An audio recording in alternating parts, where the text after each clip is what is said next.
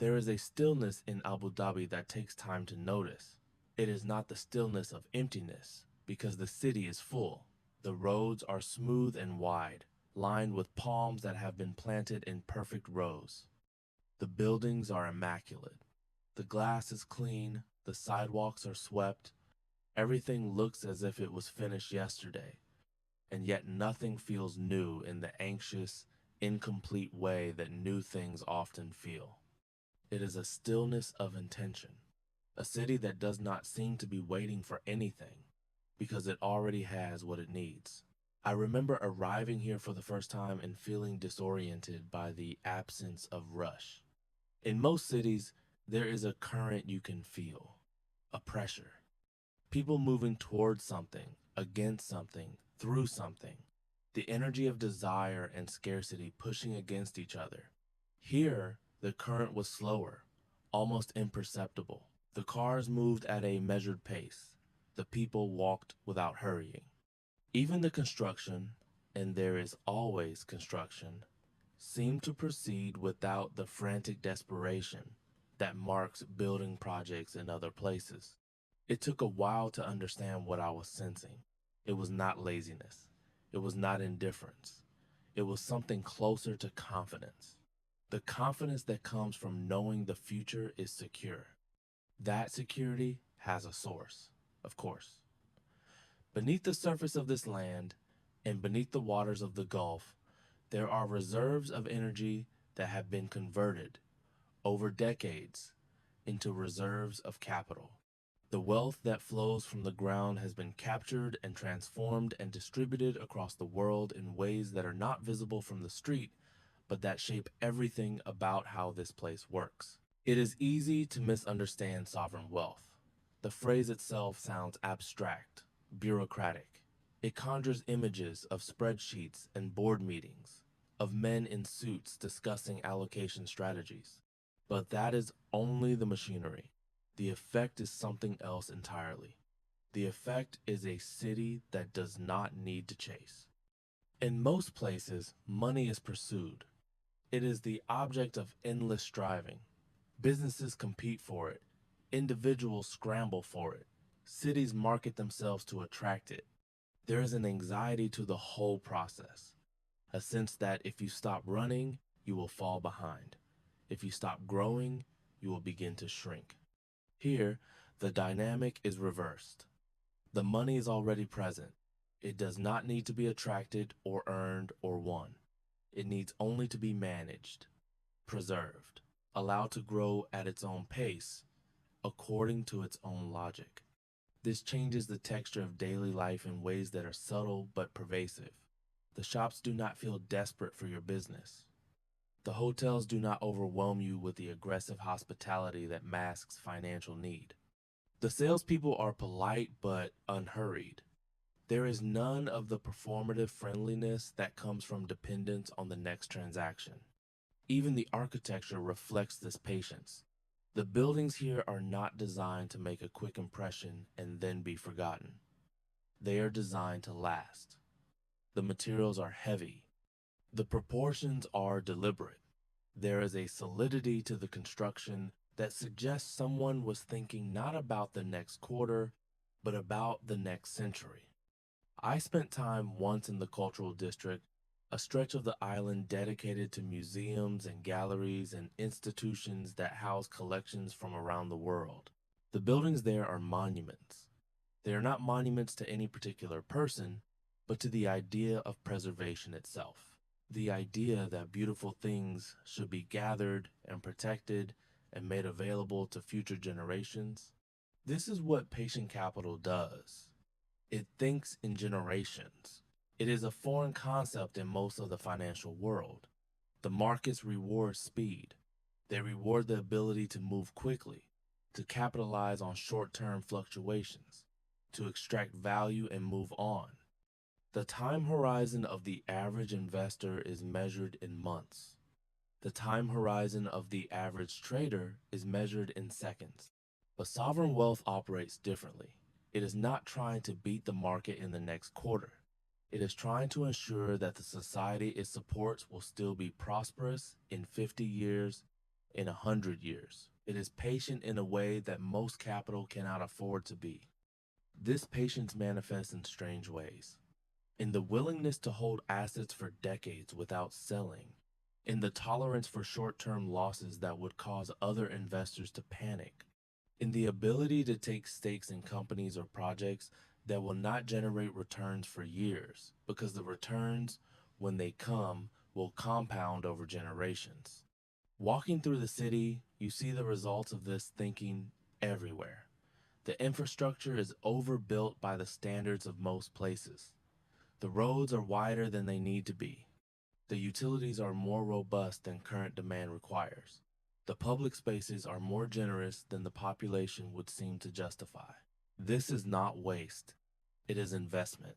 It is the physical manifestation of a bet on the future. A bet that the city will grow, that more people will come, that the demand will eventually catch up to the supply. And in the meantime, there is a spaciousness, a sense of room to breathe. The buildings are not packed together in the desperate maximization of land value that you see in other expensive cities. There are parks and promenades, waterfronts and gardens, places where people can simply exist without the pressure of commercial purpose. I found myself slowing down here. It was not a conscious decision. It was a response to the environment. When the city is not rushing, you stop rushing too. When the buildings are not anxious, your own anxiety diminishes. There is a calm that seeps into you, a calm that comes from being surrounded by stability. The wealth that makes this possible is largely invisible.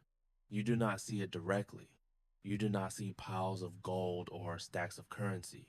What you see are the effects: the smooth roads, the clean streets, the well-maintained buildings, the general sense that everything is being taken care of, that someone is paying attention, that the systems are working.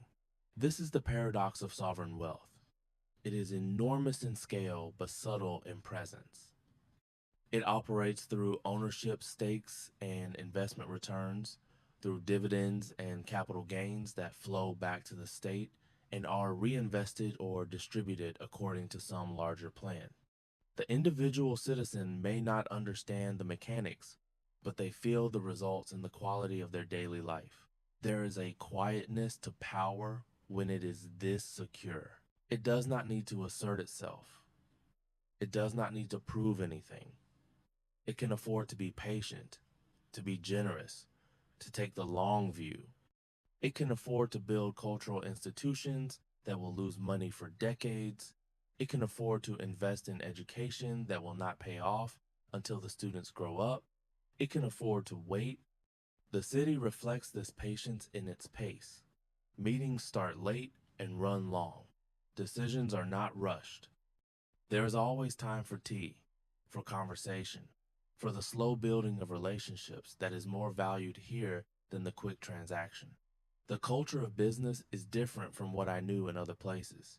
Less aggressive, less urgent, more focused on the long term. I think about the people who manage this wealth, though I do not know them. They work in offices that are not marked with flashy signs. They go about their business without seeking attention. Their names do not appear in magazines. Their faces are not on television. They are stewards, not celebrities. Their job is to preserve and grow the wealth, not to attract notice. This anonymity is itself a strategy. Attention brings complications. It brings political pressure, public scrutiny, unwanted criticism. Better to work quietly, to accumulate patiently, to build positions without announcing them. The less visible the wealth, the less friction it encounters as it moves through the world. And it does move through the world. The investments are global. They are in every major economy, in every major sector: real estate in London, technology in California, infrastructure in Asia. The wealth is diversified in ways that are designed to survive any particular crisis, any particular downturn, any particular shift in the global order. This global reach creates a strange kind of presence. Abu Dhabi is a small place, geographically, a city on an island at the edge of the desert. But through its investments, it is present everywhere. It is a stakeholder in companies that employ millions of people. It is a part owner of buildings that millions of people enter every day. It is connected to the global economy in ways that give it influence far beyond its size. But the influence is quiet. It is not exercised through threats or demands. It is exercised through ownership, through the patient accumulation of stakes that give voice in the direction of companies and projects. It is a soft power, a power that prefers the conference room to the battlefield, the negotiation to the confrontation. The sun here is relentless. It beats down on the city with an intensity that makes the air shimmer. In the middle of the day, the streets are nearly empty. People retreat to the air-conditioned interiors, to the offices and malls and homes where the temperature is carefully controlled. Life adjusts to the rhythm of the climate. There is something appropriate about this, about the way the city accommodates itself to forces beyond its control. The heat cannot be conquered, only managed. The desert cannot be defeated, only held at bay. There is a humility in this, beneath all the wealth and construction. A recognition that some things are larger than human ambition. The wealth, too, is a force that must be managed, not conquered. It creates opportunities, but also obligations.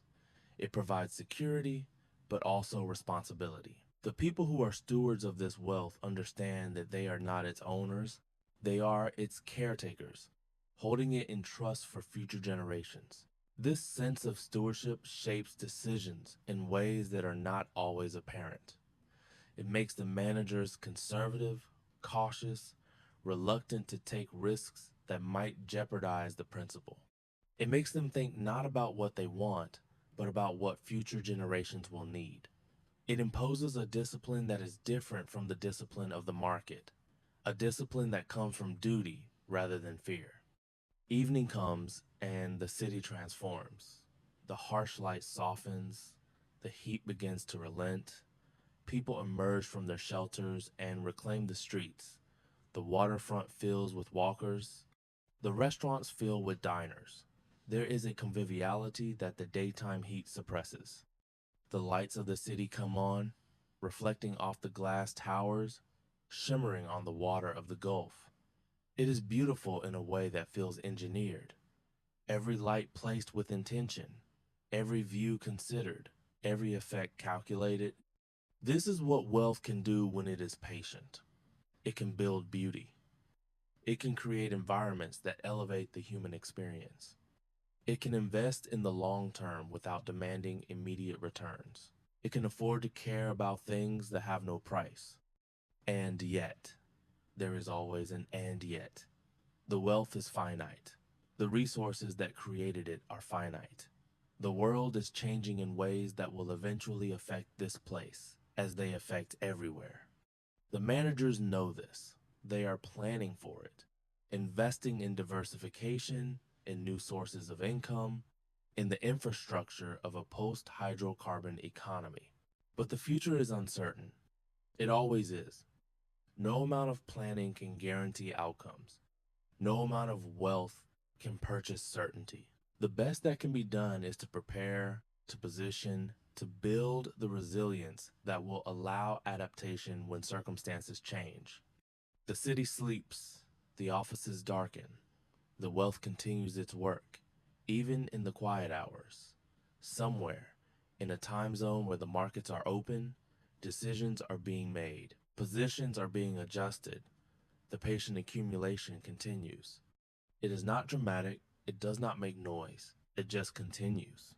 Steady, quiet, patient, as it has for decades, as it will for decades more. The desert wind blows across the island. The towers stand in the darkness. And the system continues. Without announcement, without ending, just a slow, steady work of preservation, continuing